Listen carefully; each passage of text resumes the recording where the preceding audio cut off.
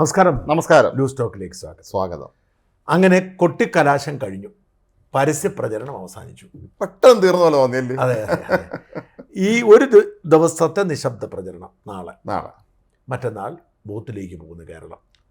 എനിക്കൊന്ന് 88 സീറ്റിലാന്ന് തോന്നിയത് മൊത്തത്തിൽ നാഷണൽ വൈഡ്. മൊത്തത്തിൽ അതിൽ കൂടുതൽ കേരളത്തിലാണ്. കഴിഞ്ഞ പ്രാവശ്യം കൂടുതൽ തമിഴ്നാട്ടിലായിരുന്നു. അപ്പം തമിഴ്നാട്ടിലും കേരളത്തിലും ഒക്കെ മൊത്തം ഒരുമിച്ചെടുത്താണ്. അത്ര സമാധാനപ്രിയരാണ്. മണിപ്പൂരിൽ ഒരു സീറ്റൊക്കെയാണ് ഒരു ദിവസം നടത്തുന്നത്. അതെ, നോർത്ത് ഈസ്റ്റിലൊക്കെ ഈ പ്രശ്നമുണ്ട്. ഒരു സീറ്റിൽ. അതെ, സത്യത്തിൽ ഇതൊരു തിരിച്ചറിവാണ്. ഈ പല ഘട്ടങ്ങളായി ലോക്സഭാ തെരഞ്ഞെടുപ്പ് നടക്കുമ്പോൾ കേരളത്തിൽ എക്കാലത്തും ഒരു ദിവസം കൊണ്ട് നടക്കുന്നു എന്ന് പറയുന്നത് കേരളത്തിനുള്ള അംഗീകാരം തമിഴ്നാട്ടിൽ അങ്ങനെയാണ്. ഇത് പലരും തിരിച്ചറിയേണ്ടതാണ്. കേരളത്തിൻ്റെ ഒരു പ്രത്യേകത തിരിച്ചറിയേണ്ടതാണ്. ഈ നക്സൽ ബാധിത മേഖലകളിലൊക്കെ ഈ പ്രശ്നമുണ്ട്. ഈ ബസ്തർ എന്നൊക്കെ പറഞ്ഞ് ബസ്തറിലെ അവിടെ മാത്രമാണ് നടത്തിയത്. അപ്പം 3 മുന്നണിക്കും പ്രതീക്ഷയുണ്ട് അല്ലേ? അതെ, തീർച്ചയായും. അപ്പം ഞാൻ BJP മുന്നണിയുടേത് പ്രത്യേകം ശ്രദ്ധിച്ചു. ഏറ്റവും ഔത്സുക്യം അവരുടെ ഭാഗത്ത്. അതിന് ഒരു കാര്യം വാസ്തവമാണ്. ലോക്സഭാ തെരഞ്ഞെടുപ്പുകളുടെ ചരിത്രത്തിൽ BJPക്ക് ഏറ്റവും കൂടുതൽ വോട്ട് കിട്ടാൻ പോകുന്നത് കേരളത്തിൽ ഇത്തവണയായിരിക്കും. ഉറപ്പ്. 2014 വലിയ തരംഗമുണ്ടായിരുന്നു. പക്ഷെ അതൊന്നും വേണ്ട രീതിയിൽ 2019 വലിയ വിരുദ്ധ വികാരം ഉണ്ടായിരുന്നു. അതെ, കേരളത്തിൽ ശബരിമല വിഷയമൊക്കെ ശബരിമല അടക്കമുള്ള അല്ല, ഞാൻ പറഞ്ഞ മോദി വീണ്ടും വന്നാൽ ഭയങ്കര കുഴപ്പമാണ്. രാഹുൽ ഗാന്ധി ആകുന്നൊരു വികാരം ഉണ്ടായിരുന്നു. ശബരിമലയിൽ BJP എഫർട്ട് എടുത്ത് ഫലം കൊയ്തത് കോൺഗ്രസുമായി. എനിക്കിപ്പോഴും ശബരിമല വിഷയമാണ് 2019 തെരഞ്ഞെടുപ്പ് തോൽവിയുടെ പ്രധാന ഘടകമെന്ന് വിശ്വാസമില്ല. അത് നമ്മുടെ ഒരു തെറ്റായ നിഗമനം. അങ്ങനെ ശബരിമല ആയിരുന്നെങ്കിൽ തീർച്ചയായും 2021 പിണറായി ഇത്രയും വലിയ ഭൂരിപക്ഷത്തിൽ വരില്ലായിരുന്നു. അത് ഏറ്റവും പ്രധാനപ്പെട്ട ഘടകം. കാരണം ഇവിടുത്തെ ഏറ്റവും സംഘടിതമായ വിഭാഗം എന്ന് പറയുന്നത് മുസ്ലിം വോട്ട് ബാങ്കാണ്. അതെ, ഹിന്ദു വോട്ട് ബാങ്ക് എന്ന് പറഞ്ഞ സാധനം ഇല്ല. കാരണം Ezhava vote, Nair vote, Nadar vote, Vellala vote, Vanika Vaishya vote, ഇപ്പം തീയ വോട്ട്, ഇങ്ങനെയാണ് പോകുന്നത്. അപ്പം ഈ വോട്ടുകൾക്ക് ഒരു എന്താ പറയുക ഏകീകരണമില്ല. പക്ഷെ ക്രിസ്ത്യൻ വോട്ടിന് പ്രശ്നമുണ്ട്. അതെ, സീറോ മലബാർ സഭയ്ക്കുള്ള വോട്ടും കത്തോലിക്ക വോട്ട് പോലും രണ്ടായിട്ട് പോകും. ഇപ്പം ലത്തീൻ കത്തോലിക്കർ അവരാണ് വലിയ വിഭാഗം. ലത്തീൻ കത്തോലിക്ക വോട്ട് അത് കടുത്ത BJP വിരുദ്ധമാണ്. തീർച്ചയായും തിരുവനന്തപുരത്ത് വിജയം നിർണ്ണയിക്കുന്നതിൽ പോലെ വലിയൊരു പങ്കുണ്ട്. അതേസമയം സീറോ മലബാർ വോട്ട് BJP അനുകൂലമായി വരുന്നുണ്ട്. BJP കൂട്ടി എന്നല്ല പറയുന്നത്. അതേസമയം എറണാകുളം ഈ സീറോ മലബാർ സഭയുടെ എറണാകുളം രൂപത എതിർപ്പാണ്. അതെ, ഈ ലത്തീൻ രൂപതയോട് അനുരൂപമുള്ള ഒരു സംവിധാനമാണ് എറണാകുളം സീറോ മലബാർ സഭ. അവർക്ക് എതിർപ്പാണ്. ഓർത്തഡോക്സ് സഭ അവർക്ക് CPM-നോട് എതിർപ്പാണ്. കോൺഗ്രസിനോടാണ് താല്പര്യം. യാക്കോബായ സഭ അവർക്ക് LDF-നോടാണ്. പണ്ട് അങ്ങനെയാണ്. അത് പണ്ട് അവരുടെ ഒരു ചുവന്ന കുപ്പായൊക്കെ ബിഷപ്പിന്റെ അത് പരസ്യമായി പറയും. ഒരു നമ്മുടെ അരിവാൾ അരിവാൾ സമസ്ത എന്ന് പറഞ്ഞാൽ നമ്മുടെ കാന്തപുരത്തെ അതുപോലെയാണ് സഭയിലെ ഒരു സാധനം. അതേസമയം മുസ്ലിം വോട്ട് അങ്ങനല്ല.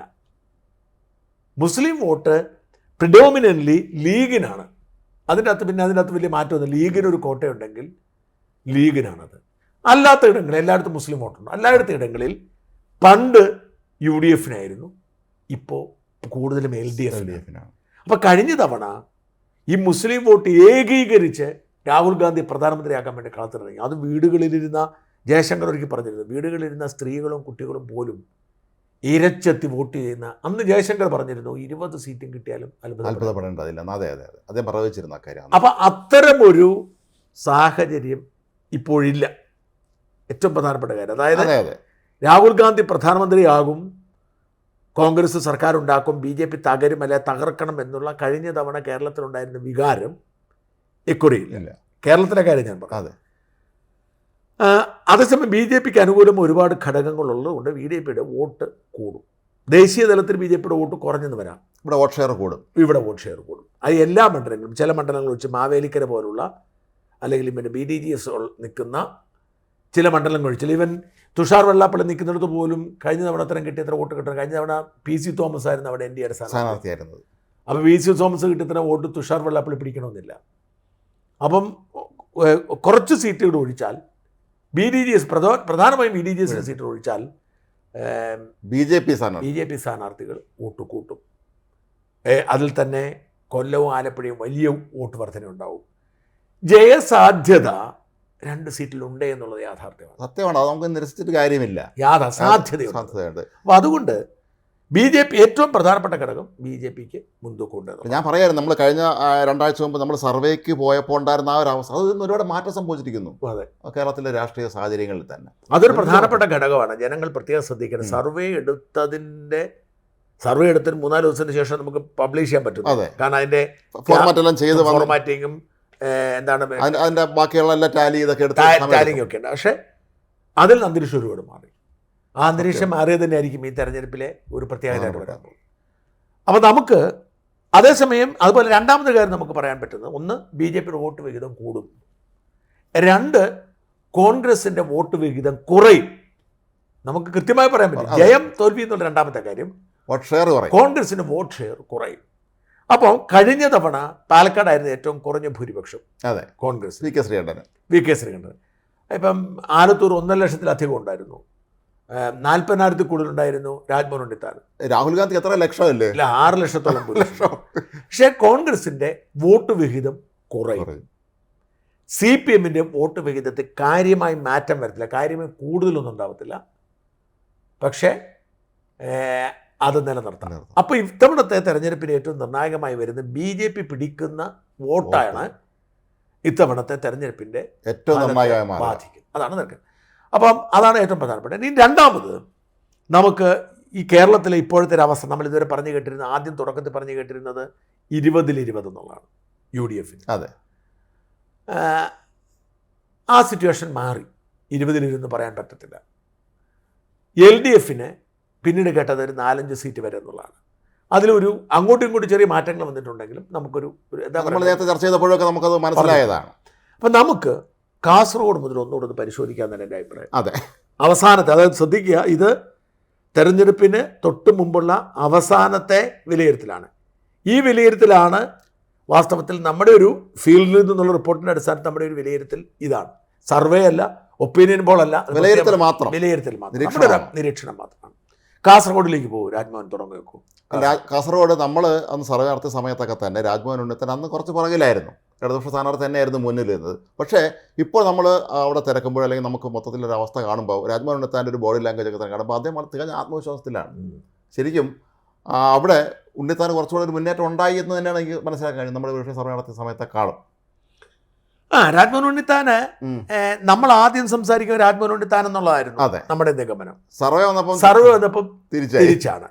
അപ്പൊ എനിക്കിപ്പോഴും ആ കാര്യത്തിൽ ഒരാശയക്കുഴപ്പം നിൽക്കുക. കാരണം എനിക്ക് ആദ്യം മുതൽ തോന്നിയിട്ടുള്ള രാജ്മോഹൻ ഉണ്ണിത്താൻ ആ സീറ്റ് നിലനിർത്തും എന്നാണ്.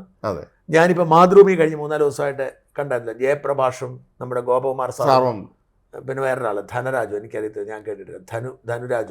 ഗോകുമാർ സാറിന്റെയും പ്രഭാഷ് സാറിന്റെ ടീം പലപ്പോഴും കൃത്യമായിരിക്കും അവരുടെ നിഗമനങ്ങൾ. അവരുടെ ഒരു വിലയിരുത്തൽ വന്ന് നോക്കുമ്പോൾ അവരൊക്കെ പറയുന്നത് ഉണ്ണിത്താൻ എന്നാണ്. നമ്മുടെ സർവേ കണ്ടെത്തിയിരിക്കുന്നത് ബാലകൃഷ്ണനാണ്. അപ്പോൾ കാസർഗോഡിൻ്റെ അവസ്ഥ എനിക്ക് കൃത്യമായി പറയാൻ കഴിയുന്നില്ല. രാജ്മോഹൻ എന്നാ തോന്നുന്നത്? അല്ല, അതാണ് പറഞ്ഞത്. എനിക്ക് തോന്നിയത് ഇപ്പം മൊത്തത്തിലുള്ള ഈ ദിവസത്തെ ഒരു മാറ്റങ്ങളൊക്കെ കാണുമ്പോൾ കുറച്ച് UDF അപ്പർ ഹാൻഡ് വന്ന പോലെ തോന്നുന്നു. മാത്രം മൊത്തത്തിൽ മലബാർ മേഖലയിലാകെ CPM ചെയ്ത പല കാര്യങ്ങളും അവർക്ക് തിരിച്ചടിയാവുന്നുണ്ടോ എന്ന് സംശയമാണ്. അതൊരു പ്രധാന ഘടകമാണ്. ഇപ്പം പാനൂർ സ്ഫോടനം നിർണായകമായി മാറി. അതിനുകൂടാണ് ശൈലജ ടീച്ചറിൻ്റെ മോർഫിംഗ് വിവാദം ഉണ്ടാകുന്നത്. അത് വലിയ മാനക്കേട CPM. ഇത് മാത്രമല്ല, CPM ഇത്തവണത്തെ മുസ്ലിം വോട്ട് ബാങ്കിൻ്റെ ഞാൻ ശ്രദ്ധിച്ചൊരു പ്രത്യേകത, കുറച്ചുകൂടെ വിവേകം അവരെ മുസ്ലിം വോട്ട് ബാങ്ക് കാണിച്ചു. വളരെ സെൻസിറ്റീവ് ആയിട്ടുള്ള കമ്മ്യൂണിറ്റിയാണ് മുസ്ലിം കമ്മ്യൂണിറ്റി. ഈ ഇവരുടെ സെൻസിറ്റിവിറ്റിയെ മുതലെടുത്താണ് പിണറായി മുമ്പോട്ട് പോകുന്നത്. ആ ഒരു സെൻസിറ്റിവിറ്റിയിൽ ഇവർ ബോധപൂർവ്വം ഇടപെടുന്നു എന്ന തിരിച്ചറിവ് ഉണ്ടാക്കി കൊടുക്കാൻ UDFന് സാധിച്ചു. അതേ പൗരത്വ ഭേദഗതി നിയമം ആവശ്യമില്ലാതെ അവരെടുത്തുകൊണ്ട് വന്നു എന്നൊരു തോന്നൽ ഇപ്പോൾ ചർച്ചയാവേണ്ട കാര്യമില്ല. അതിപ്പം മനഃപൂർവ്വം മുസ്ലിങ്ങളുടെ വോട്ടിനെ അവർ അട്ടിമറിക്കാൻ ശ്രമിച്ചു. പിന്നെ അത് മാത്രമല്ല, ഈ മുഹമ്മദ് റിയാസിനെ ഇറക്കിയിട്ട് അവർ പല മണ്ഡലങ്ങളിലും കയറി വലിയ വർഗീയ പ്രചരണം നടത്തിയിരുന്നു. നമ്മൾ പലതും കണ്ടതാണല്ലോ. അപ്പം അത്തരം ഒരു സാഹചര്യങ്ങൾ മുസ്ലിം വോട്ട് ബാങ്ക് തിരിച്ചറിഞ്ഞ് UDFനൊപ്പം നിൽക്കുന്നത്. മാത്രമല്ല, തെരഞ്ഞെടുപ്പ് കൊണ്ട് ചൂട് പിടിച്ചപ്പോൾ കഴിഞ്ഞ തവണത്തെ അത്രയും ചൂടില്ലെങ്കിലും ഒരു തോന്നൽ മുസ്ലിം കമ്മ്യൂണിറ്റിയുടെ പ്രശ്നം നമ്മൾ എപ്പോഴും മനസ്സിലാക്കും. മുസ്ലിം കമ്മ്യൂണിറ്റിയുടെ പ്രശ്നം ഇത് ഇന്ത്യയുടെ ഭരണം നിർണ്ണയിക്കാനുള്ള തെരഞ്ഞെടുപ്പാണ്. അതെ. അപ്പോൾ അവർക്കൊരു മോദി ഭയമുണ്ട്. കാര്യം മോദി മുത്തലാഖ് ചെയ്തു, മോദി പറയാം മോദിയോടെ മുസ്ലിം ജനങ്ങൾക്ക് ഇഷ്ടമാണെന്നൊക്കെ പറയുന്നത് മാത്രമല്ല, ഏറ്റവും അവസാന നാളുകളിൽ മോദി ഇപ്പം വടക്കേ ഇന്ത്യയിലെ രാഷ്ട്രീയം നോക്കി പ്രസ്താവനകൾ അത് തെക്കേ ഇന്ത്യയിൽ പ്രത്യേകിച്ച് തെക്കേ ഇന്ത്യയിൽ UDF ഗുണം ചെയ്തിട്ടുണ്ട്. കാരണം മോദിയോടുള്ള മോദി ഒരു എന്താ പറയുക ഒരു റീസണബിൾ ലീഡർ എന്ന ഒരു ചർച്ചയായിരുന്നു ഇവിടെ നടന്നുകൊണ്ടിരുന്നത്. ഒരു സ്റ്റേറ്റ്സ്മാനാണ്, ലോകം അംഗീകരിക്കുന്ന ഒരു നേതാവാണ്, മോദിക്ക് അങ്ങനെ വിവേചനമൊന്നുമില്ല എന്ന് പറഞ്ഞുകൊണ്ടിരിക്കും. മോദി കൃത്യമായ അജണ്ടയോടുകൂടി വർഗീയമായി സംസാരിച്ചു എന്നൊരു തോന്നൽ Muslim vote bank, even Christian vote ബാങ്കിലും ഉണ്ട്. വാസ്തവത്തിൽ BJP അവസാന നിമിഷം നേടിയെടുത്ത ഒരു മുൻതൂക്കത്തെ ഇത് ബാധിക്കും തീർച്ചയായും. പക്ഷെ മോദിയെ സംബന്ധിച്ചിടത്തോളം കേരളം ഒരു വിഷയമേ അല്ല. അതെ, അവർക്ക് അതിനേക്കാൾ പ്രശ്നം തമിഴ്നാടായിരുന്നു. തമിഴ്നാട് കഴിഞ്ഞതിന് ശേഷമാണ് അവർ ഈ പ്രസ്താവന ഇറക്കിയത്. അതെ. അപ്പോൾ ഈ ഒരു പ്രസ്താവന തീർച്ചയായും അനുരണനങ്ങളുണ്ടാക്കുക, അത് UDF ഗുണം ചെയ്യും. അതെ. അപ്പം മുസ്ലിം വോട്ട് ബാങ്ക് കുറച്ചുകൂടെ കണ്ടോ, മോദി നമ്മൾ വിചാരിച്ചത്, നമ്മൾ നേരത്തെ പറഞ്ഞതുപോലെ തന്നെയാണ്, ഭയപ്പെടേണ്ട ആളാണ്. അതുകൊണ്ട് മോദിയെ തടയാൻ UDF ആണ് നല്ലത്, LDF CPM വോട്ട് ചെയ്തിട്ട് കാര്യമില്ല. കാരണം അവർ ആ പടം മത്സരിക്കുന്ന കേരളത്തിലാണ്. അതെ. ബാക്കി എല്ലായിടത്തും കോൺഗ്രസിൻ്റെ ദയയിലാണ് മത്സരിക്കുന്നത്. ഈ പശ്ചാത്തലത്തിൽ കോൺഗ്രസിനാണ് വിജയിക്കേണ്ടത് എന്ന് തോന്നൽ മുസ്ലിം വോട്ട് ബാങ്കിനുണ്ടായിട്ടുണ്ട്. അത് കാസർഗോഡാണെങ്കിലും ശരി, വടകരയാണെങ്കിലും ശരി, കണ്ണൂരാണെങ്കിലും ശരി, കേരളത്തിൽ മൊത്തത്തിൽ UDF ഗുണം ചെയ്യും. അവസാനത്തെ ഏറ്റവും പ്രധാനപ്പെട്ട ഈ തെരഞ്ഞെടുപ്പിൻ്റെ സർവേകൾക്കൊക്കെ ശേഷം ഏറ്റവും ഒടുവിലുണ്ടായ അട്ടിമറി എന്ന് പറയുന്നത് മോദിയുടെ പ്രസംഗവും അതിന് ഈ മലബാറിലുണ്ടായ ഈ സംഭവവികാസങ്ങളും. അതെ, പ്രത്യേകിച്ച് മോദിയുടെ പ്രസംഗം അത് നമ്മൾ വിചാരിച്ചതിലും ഞാനിപ്പം ആ ചലനം നമുക്ക് തിരിച്ചറിയാൻ കഴിയും. മോദിയുടെ പ്രസംഗം വലിയ തോതിൽ ന്യൂനപക്ഷ ധ്രുവീകരണത്തിന് കാരണമായിട്ടുണ്ട്. അപ്പോൾ അതുകൊണ്ട് നമുക്ക് കാസർഗോഡും വടകരയും കണ്ണൂരുമൊക്കെ ഒരു UDF വിജയിക്കുന്ന സാധ്യത. നമ്മൾ കണ്ണൂരിലേക്ക് വരാം. അതെ. കണ്ണൂരിലെ രണ്ട് വലിയ പ്രതിസന്ധി UDF നേരിട്ടിരുന്നു. UDF സ്വാധീനമുള്ള മണ്ഡലമാണ്, പ്രത്യേകിച്ച് പേരാവൂരും ഇരിക്കൂറും UDF സിറ്റിംഗ് സീറ്റുകൾ. ബാക്കി പലയിടങ്ങളിലും കഴിഞ്ഞ തെരഞ്ഞെടുപ്പിൽ പോലും സുധാകരൻ ലീഡ് ചെയ്തു CPM വലിയ ശക്തി കേന്ദ്രങ്ങൾ. അതാ പറഞ്ഞു. അതല്ല, ഈ മറ്റ് ലോക്സഭാ മണ്ഡലങ്ങളിൽ പലതിലും 7 സീറ്റും LDF. പത്തനംതിട്ട, തൃശ്ശൂർ, കൊല്ലം ഒന്നും കണ്ടുണ്ടെന്നാണ് CR മഹേഷൻ കണ്ടുണ്ടെന്നാണ്. ഈവൻ തിരുവനന്തപുരത്ത് ഇയാൾ മാത്രമേ ഉള്ളൂ, നമ്മുടെ കോവളത്ത് മാത്രമേ ഉള്ളൂ. പത്തനംതിട്ട തൂത്തുവാരി. അതേസമയം കോട്ടയവും കണ്ണൂരുമൊക്കെ കോട്ടയത്ത് UDF തന്നെ വന്നത്. അപ്പോൾ കണ്ണൂരിലെ പേരാവൂരും ഇരിക്കൂറും UDF കോട്ടയാണ്. ആ UDF കോട്ടയിൽ അവർക്ക് കൂടുതൽ വോട്ട് കിട്ടും. അതെ. ഈ ഇടതുപക്ഷ കോട്ടയിൽ അവർക്ക് കുറച്ച് കുറയാം. ഈ CPM വിഭാഗീയതയൊക്കെ ഉണ്ട്. അതിനിടയ്ക്ക് ഇപ്പം ഇന്നലെ നമ്മുടെ ശോഭാ സുരേന്ദ്രൻ പറഞ്ഞ കേട്ട ഒരു വലിയ പിണറായിയോടും വലിയ നേതാവ് മഹാരാഷ്ട്ര ഗവർണർ ആവാൻ വേണ്ടി മോഹിച്ചു പോയി. ആരാവും? നമ്മുടെ EP ജയരാജനാവാനാണ് സാധ്യത. പറഞ്ഞ ലക്ഷണം അനുസരിച്ച് അങ്ങനെയാണ്. അപ്പോൾ അത്തരം ചർച്ചകളൊക്കെ നടക്കുന്നത് കൊണ്ട് തന്നെ ഇവിടെയുള്ള മുസ്ലിം വോട്ടുകൾ തീർച്ചയായും UDF അനുകൂലമാണ്. പക്ഷേ സുധാകരന് കണ്ണൂരിൽ കുറേ പ്രശ്നങ്ങളുണ്ട്. ഒന്ന്, MP എന്ന നിലയിൽ സുധാകരൻ അത്ര കാര്യക്ഷമമായി പ്രവർത്തിച്ചിട്ടില്ല. അറ്റൻഡൻസ് ഒക്കെ കുറവാണ്. അറ്റൻഡൻസ് കുറവാണ്. KPCC പ്രസിഡന്റ് അതിനുള്ള ഉത്തരവാദിത്തങ്ങളായിരുന്നു. ആരോഗ്യ പ്രശ്നം ഉണ്ടായിരുന്നു. അദ്ദേഹം മത്സരിക്കേണ്ട എന്ന് തീരുമാനിച്ചിരുന്നത്, മത്സരിക്കേണ്ടി വന്നത്. അപ്പം അങ്ങനെയുള്ള ഒരു കുഴപ്പങ്ങൾ സുധാകരനുണ്ട്. അത് സുധാകരന് വീക്ക്നെസ്സാണ്. അതേസമയം ജയരാജന് അവിടെ അത്യാവശ്യം നല്ല അടിത്തറയുള്ള ആളുമാണ്. അതെ, കുറച്ച് ജനകീയനാണ്. അവിടുത്തെ CPM നേതാക്കളിൽ ജനകീയൻ ഒരാളാണ് പുള്ളി. അതുകൊണ്ട് യഥാർത്ഥത്തിൽ CPM അനുകൂലമായ ഒരു അന്തരീക്ഷമാണ് അവിടെ ഉള്ളത്. പക്ഷേ ഇപ്പോഴീ പറഞ്ഞിരിക്കുന്ന അവസാനത്തെ സാഹചര്യങ്ങളെല്ലാം UDF. ആദ്യം അവിടുന്ന് ഈ കോൺഗ്രസിന് സുധാകരൻ്റെ അനുയായിയായിരുന്ന രഘുനാഥനാണ് അവിടെ BJP സ്ഥാനാർത്ഥിയായിട്ട് വന്നത്. പക്ഷേ അദ്ദേഹത്തിന് ഉണ്ടാക്കാൻ കഴിഞ്ഞില്ല. വേറെ മമ്പറം ഉണ്ടായിരുന്നു, അയാൾ മമ്പറ ദിവാകരനായിരുന്നു. അദ്ദേഹം തിരിച്ച് വന്നു. അദ്ദേഹം അതെ റിബലായിട്ട് നിൽക്കുമെന്നൊക്കെ പറഞ്ഞ് പിന്നെ മാറി. അല്ല, അങ്ങനെ കുറേ കക്ഷികളുണ്ട്, അവർക്കൊന്നും ഒരു റോളും ഇല്ല, അതിൻ്റെ അകത്ത് കഥയൊന്നുമില്ല. അപ്പോൾ നമ്മൾ കാസർഗോഡ് കണ്ണൂരും UDF തന്നെ എന്ന അന്തരീക്ഷത്തിൽ നമുക്ക് എത്തേണ്ടി വരാം. പക്ഷേ മത്സരം ഉണ്ടോ എന്ന് ചോദിച്ചാൽ രണ്ടിടത്തും മത്സരം തന്നെയാണ്. പിന്നെ നമ്മൾ പോവേണ്ടത് കോഴിക്കോടും പത്തനംതിട്ടയുമുള്ള പ്രത്യേകത. നമ്മൾ അത് രണ്ടുകൂടെ ഒരുമിച്ച് പറയാം. പത്തനംതിട്ടയും കോഴിക്കോടിനുള്ളൊരു പ്രത്യേകത, ഈ MPമാരോടുള്ളൊരു വിരോധം അവിടെ ശക്തമായിരുന്നു. ആൻറ്റി ഇൻകംബൻസി ഫാക്ടർ വളരെ ശക്തമായിരുന്നു. പക്ഷേ ഈ രണ്ടിടത്തും ഇടതുപക്ഷത്തിൻ്റെ കാൻഡിഡേറ്റ് ഇവർക്ക് ഗുണകരമായി. അവർ ജയിപ്പിക്കാൻ നിർബന്ധമാണ് ജനങ്ങൾ. കാരണം എളമരം കരീം എന്ന് പറയുന്നത് ഈ നാടിൻ്റെ വ്യവസായത്തെ സംവിധാനം മുഴുവൻ തച്ചുടച്ച തൊഴിലാളി നേതാവാണ്. അതുകൊണ്ട് എളമരം കരീമിന് ഒരിക്കലും നാടിനെ സ്നേഹിക്കുന്ന ആർക്കും വോട്ട് ചെയ്യാൻ കഴിയില്ല. അതുപോലെ തന്നെയാണ് പത്തനംതിട്ടയിൽ തോമസ് ഐസക് എന്ന് പറയുന്നത് ഈ നാടിൻ്റെ സമ്പദ് വ്യവസ്ഥയുടെ നട്ടെല്ല് തല്ലി ഉടച്ച വിടുവായനാണ്. ഈ നാടിനോട് സ്നേഹമുള്ള ആർക്കും വോട്ട് ചെയ്യാൻ പറ്റില്ല. അപ്പോൾ ഈ രണ്ട് സ്ഥാനാർത്ഥികൾ വന്നതുകൊണ്ട് ഈ രണ്ടിടത്തെയും എം പിമാർക്കെതിരെ ഭരണവിരുദ്ധ വികാരം ഉണ്ടെങ്കിലും അവരെ ജയിപ്പിക്കുന്ന സാഹചര്യം ഉണ്ടാവും. അതെ. അപ്പോൾ അത് അങ്ങനെ തന്നെ പറയേണ്ടി വരും. കോഴിക്കോട്ട് എം ടി രമേശ് ഉണ്ടെങ്കിലും അദ്ദേഹത്തിന് ഒരിക്കലും നമ്മുടെ പിന്നെ ശോഭാ സുരേന്ദ്രൻ പോലെ റോൾ ഉണ്ടാക്കാൻ കഴിയില്ല. പോപ്പുലർ വോട്ട് ശേഖരിക്കാൻ കഴിയില്ല. വോട്ട് കൂടും. അതെ, വോട്ട് കൂടും. അതിൽ പത്തനംതിട്ടയിൽ അനിൽ ആന്റണി ഉണ്ടെങ്കിലും അദ്ദേഹത്തിന് അങ്ങനെ ഒരു തരംഗം ഉണ്ടാക്കാൻ കഴിഞ്ഞിട്ടില്ല. എന്ന് മാത്രമല്ല, പത്തനംതിട്ടയിൽ അനിൽ ആന്റണി കഴിഞ്ഞ തവണ സുരേന്ദ്രൻ നേടിയതിനേക്കാൾ വോട്ട് ഭയങ്കരമായിട്ട് കുറയും. അതെ, ഏതാണ്ട് 3 ലക്ഷത്തോളം അടുത്ത് വോട്ട് സുരേന്ദ്രൻ നേടി പിടിച്ചിരുന്നല്ലോ. ഇക്കുറി ഒരു 2 ലക്ഷത്തിനും 2.5 ലക്ഷത്തിനിടയിൽ മാത്രമേ അനിൽ ആന്റണി പിടിക്കൂ. അതേസമയം അവിടെ രാജു എബ്രഹാം, പഴയ റാന്നി MLA രാജു എബ്രഹാം ആയിരുന്നെങ്കിൽ കണ്ണോടെ ജയിച്ചേക്കും. 4-5 തവണ MLA ആയിരുന്ന ആളല്ലേ, 5 തവണ MLA ആയിരുന്നു. കണ്ണുടച്ച് ജനകീയനാണ് അദ്ദേഹം, വളരെ സൗമ്യനായ ഒരാളല്ലേ. അപ്പോൾ അതുകൊണ്ട് പത്തനംതിട്ടയിൽ ത്രികോണ മത്സരം പോലും അല്ല, പത്തനംതിട്ടയിൽ UDF മുൻതൂക്കം തന്നെയാണ്. അതുപോലെ കോഴിക്കോടും UDF മുൻതൂക്കം. എളമരം കരീമിനെ പോലൊരു നേതാവിനെയോ തോമസ് ഐസക്കിനെ പോലെ നേതാവിനെയോ സ്ഥിരബുദ്ധിയുള്ള മനുഷ്യർ വോട്ട് ജയിപ്പിക്കാൻ പറ്റത്തില്ല. അത് കോഴിക്കോട്ട് പ്രദീപ് കുമാറിനെയാണ് ഒരുപക്ഷെ സ്ഥാനാർത്ഥിയാക്കിയിരുന്നെങ്കിൽ അവസ്ഥ മാറിയാണ്. നല്ല മത്സരം മാറിയാണ്. അത് എന്തോ കാരണത്താൽ ഈ രണ്ടുപേരെ അവർ മാറ്റി നിർത്തി. അതുകൊണ്ട് LDF സ്ഥാനാർത്ഥി നിർണയമാണ് രണ്ടിടത്തും UDF അനുകൂലമായ സാഹചര്യം ഉണ്ടാക്കിയിരിക്കുന്നത്. പിന്നെ നമുക്ക് വടകര നമ്മുടെ സർവേയിൽ നേരിയ മുൻതൂക്കം ടീച്ചർക്കാണ്.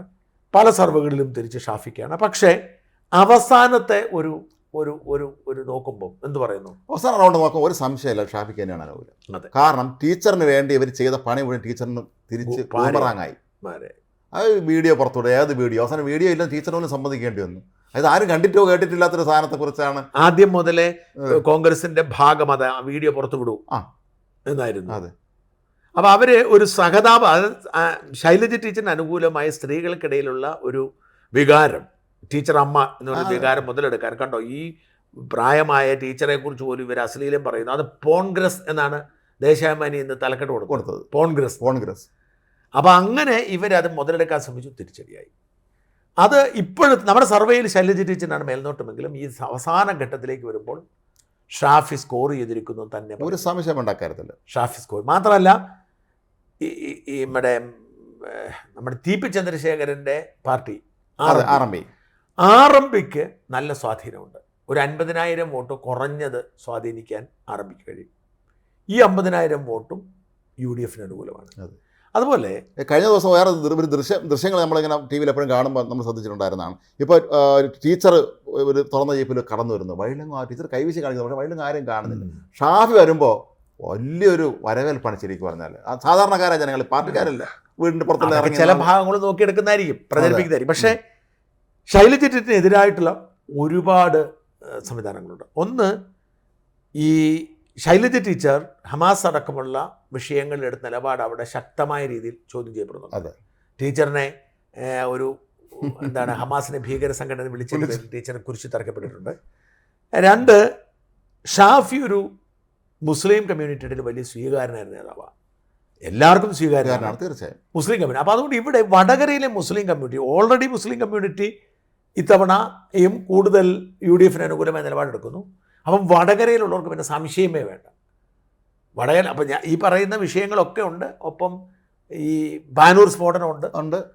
പക്ഷേ ശൈലജ ടീച്ചറിനെക്കാട്ടിൽ പ്രിഫർ ചെയ്യുന്ന മുസ്ലിം വോട്ട് 33% മുസ്ലിം വോട്ടാണ് വടകര.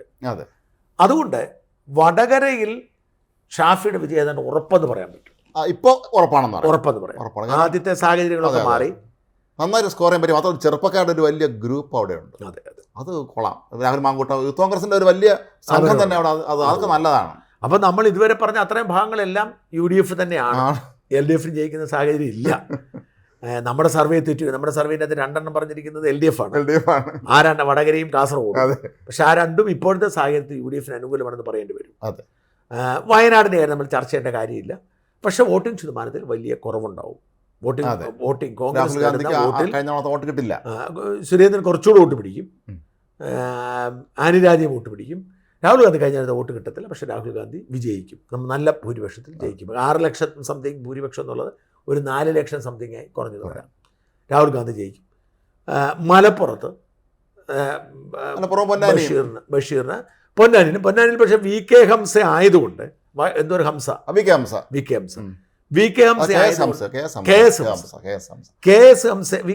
ഒരു പേരുള്ളതാണ്, VK ഹംസ എന്ന് പറയുന്നത്. VK ഹംസ വേറെ ഒരു നേതാവായിരുന്നു.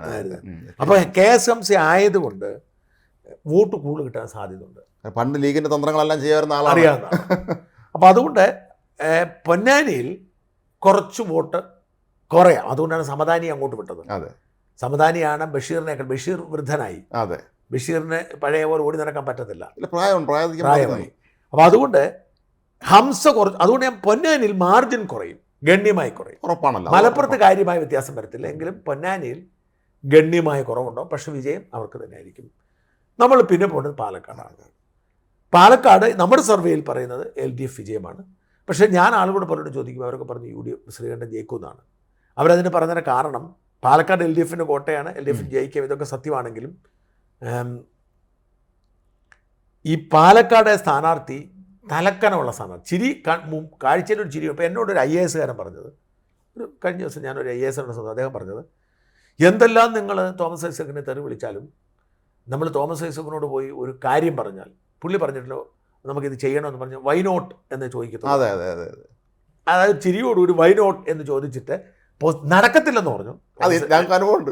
പത്രവാർത്ത പെൻഷൻ കൂട്ടാൻ വേണ്ടി പോയി കണ്ടപ്പോൾ പുള്ളി ഇതേപോലെ പെരുമാറി. അതെ, കൂട്ടിയില്ല, നടക്കത്തില്ല. പക്ഷേ ഈ വിജയരാഘവൻ ആദ്യം തന്നെ നെഗറ്റീവ് അടിച്ചുകളെന്ന് പറഞ്ഞു. നടക്കാത്ത കാര്യമായിട്ട് ഇങ്ങോട്ട് വന്നേക്കായിരുന്നു, നീ പൊടാവൂ എന്ന് പറഞ്ഞു. അതായത് അടുപ്പിക്കത്തില്ലെന്ന് ഒരു IAS കാരൻ പറഞ്ഞു. അതുപോലെ തന്നെ പാർട്ടി പ്രവർത്തകർക്കൊട്ടും അക്സസബിൾ അല്ല ഈ വിജയരാഘവൻ. അങ്ങനെയുണ്ട്. വിജയരാഘവൻ അത്ര ആക്സസ്, കാരണം പുള്ളി പോളിറ്റ് ബ്യൂറോ അംഗമല്ലേ. പോളിറ്റ് ബ്യൂറോ അംഗത്തിൻ്റെ ഒരു തലക്കനത്തോടു കൂടി നിൽക്കുന്നു. അതുകൊണ്ട് പോളിറ്റ് ബ്യൂറോ അംഗത്തിൻ്റെ ഒരു തലക്കനം ഉള്ളത് പാർട്ടിക്കാർക്ക് അത്ര സ്വീകാര്യത അല്ലാത്തൊരു പ്രശ്നമുണ്ട്. 2, ബിന്ദുവിൻ്റെ ഭർത്താവാണല്ലോ. ഈ കേരളത്തിലെ ഏറ്റവും ആളുകൾക്ക് കണ്ടുകൂടാത്ത ഒരു നേതാവാണ് ബിന്ദു. ധാർഷ്ട്യത്തിൻ്റെ പ്രതീകമായിട്ടാണ് ബിന്ദു അറിയപ്പെടുന്നത്. അപ്പോൾ ബിന്ദുവിൻ്റെ ഭർത്താവ് എന്ന ഇമേജ് കുഴപ്പം ചെയ്യും.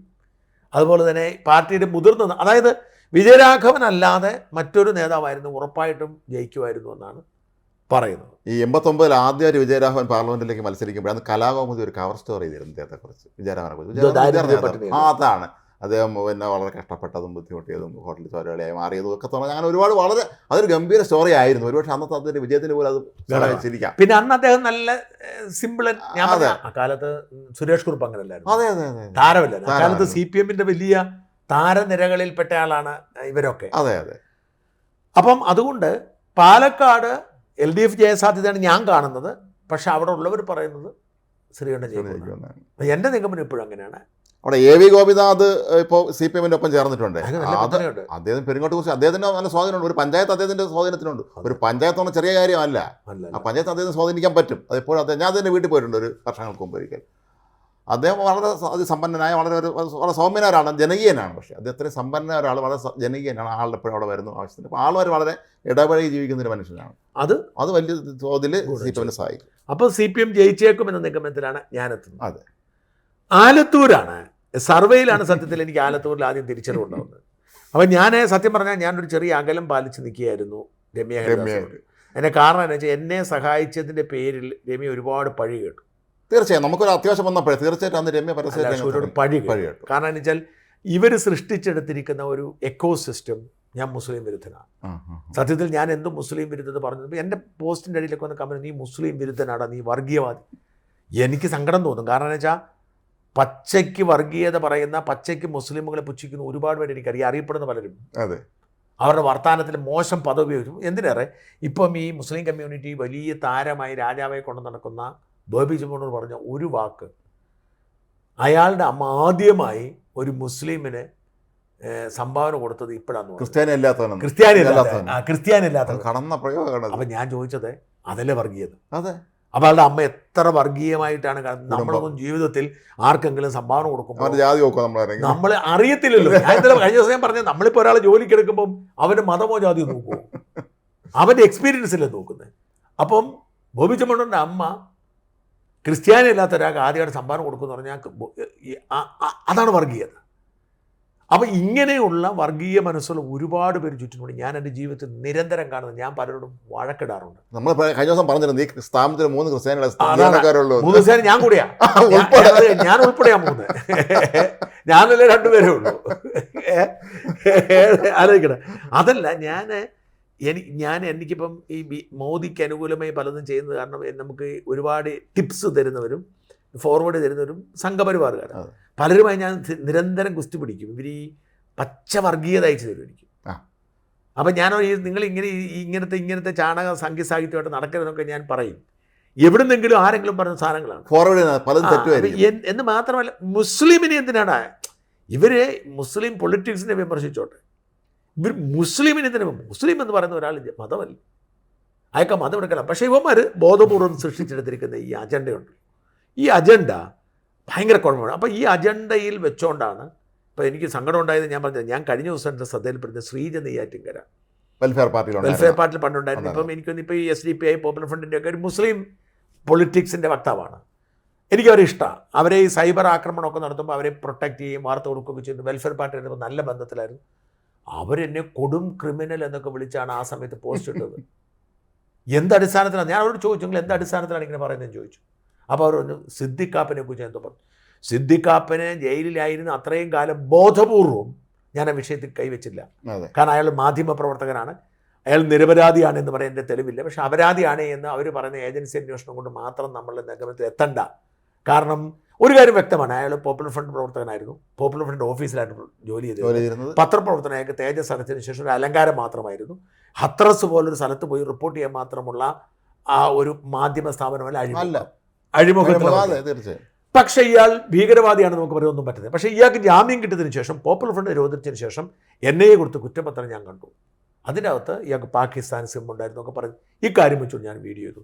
ആ വീഡിയോ കാരണമാണെന്നാണ് എന്നോട് ശ്രീജ പറഞ്ഞു. ഞാൻ ശ്രീജയോട് പറഞ്ഞു, ഓക്കെ, ആ വീഡിയോ നിങ്ങൾക്ക് അഭിപ്രായ വ്യത്യാസമുണ്ട്, അപ്പം നിങ്ങൾ എന്ത് ചെയ്യണം?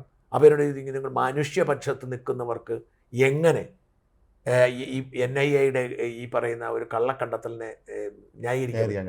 ഞാൻ പറഞ്ഞു, ഒന്ന്, ഇതൊരു ഇന്ത്യയിൽ പ്രധാനപ്പെട്ട അന്വേഷണ ഏജൻസി പറഞ്ഞിരിക്കുന്ന കാര്യം, അത് മാധ്യമപ്രവർത്തനം എനിക്ക് പറയേണ്ടി വരും. നിങ്ങൾക്ക് എങ്ങനെ പറ്റും? കാരണം എനിക്കെതിരെ കള്ളക്കേസെടുത്ത് എന്നെ വേട്ടയാടാൻ ശ്രമിച്ച് എൻ്റെ ആഫീസ് പൂട്ടാൻ ശ്രമിക്കുമ്പോൾ അതിൻ്റെ പേരിൽ എന്നെക്കെതിരെ പോസ്റ്റ് ഇടുകയും സുപ്രീം കോടതിക്കെതിരെ പോസ്റ്റ് ഇടുകയും ഒക്കെ ചെയ്യുന്ന നിങ്ങൾ ഏത് പക്ഷത്താണ്? ഇപ്പം എന്നോട് അഭിപ്രായ വ്യത്യാസമുണ്ട്. ഞാൻ സംഘപരിവാറിനെ എതിർക്കുന്നില്ല, അവർ സംഘവിരുദ്ധയാണ്, അത് പറഞ്ഞോട്ടെ. ഷൈനി പേരിൽ എന്നെ അന്യായമായി വേട്ടയാടാൻ കൂട്ടു നിൽക്കുന്നത് എങ്ങനെയാണെന്ന് ഞാൻ അവരോട് ചോദിച്ചു.